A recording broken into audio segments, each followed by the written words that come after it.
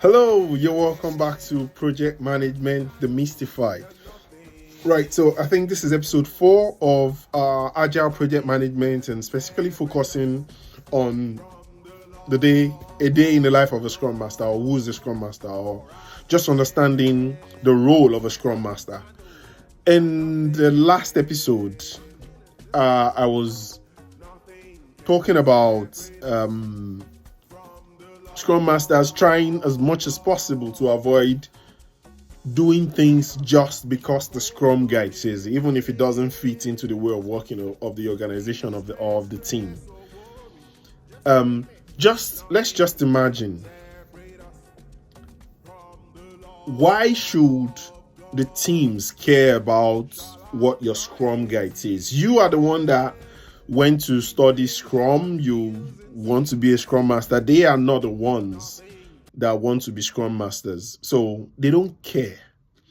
All they care about is anything that will increase the likelihood of success of what they're working on. If your Scrum will seem to slow them down, then please keep your Scrum. If your Scrum will add value to them or increase the likelihood of success of what they're working on, then bring it on. They will love your Scrum. So a lot of what a Scrum Master does is thinking. You think about, okay, this is what the Scrum Guide says. How can I apply it to mine and my team's context that will increase the likelihood of success? So I've spoken about the Scrum Master having a team and seeing the team daily, regularly. And in the last episode, I started something around meeting daily. So the daily stand-up, or the daily Scrum, or the daily sync, and risk identification and risk management. So in traditional project management, or in waterfall project management, what we do, we have a RAID log. A RAID log can be on an enterprise project management system, or a RAID log can be in a spreadsheet. RAID is Romeo, Alpha, Indigo, Delta. So R for Romeo, that's risk. Indigo, I is for issues. RAID. R for Romeo, A for Alpha, that's assumptions, I, issues, and D for dependency. So you can have it on a spreadsheet and just have different tabs for each, or you can have it on the same tab and just make sure you label it, and everyone knows that a risk is a risk, an issue is an issue, so there's no confusion. And I've spoken about in some of my several of my previous videos, I've spoken about risk articulation, how you articulate risk so that people understand and it's clear to them. So in traditional project management, we have a RAID log that we bring to the project board, and we speak about the risk. The risk would have been identified.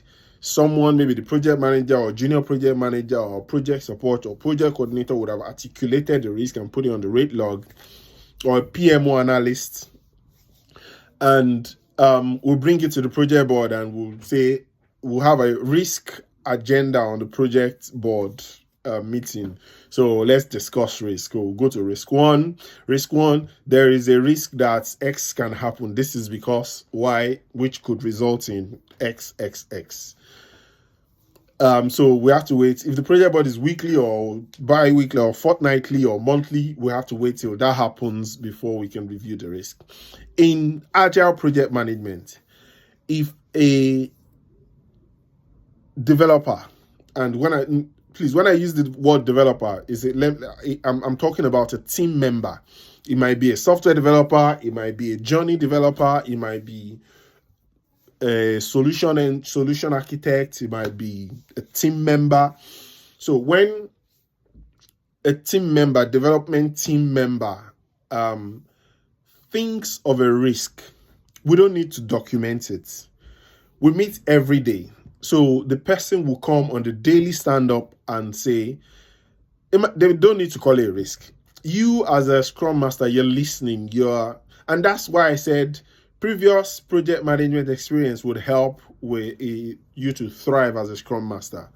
So they share a concern or just something, and because of your experience, you can pick up that, oh, this is something that has the tendency to expand or to go out of hand or to turn to a risk or to turn to an issue. So you can pick that up, and if time permits on the call, you let them give an idea just to see if someone else might be able to help with that. So that daily conversation and people being able to call out issues or risk or challenges or anything they call it is a massive advantage in the Agile way of working. And then right there and then, someone can call out a challenge, and there could be someone there that can resolve that challenge, and then you no longer have the risk. But in the traditional world, you have to wait 2 weeks for us to review it, and then we'll have to look for the person that can fix it or the person that can help resolve that issue. Can you see what I'm saying now? So that's one of the advantages of meeting every day. That's one of the benefits of daily stand-up. So in an interview, it's not enough for you to know the events. So what value does daily stand-up give? Can you see the value? One of the values that daily stand-up can give you. Let me leave you there for today, and I'll see you on the other side. Cheers. Bye-bye.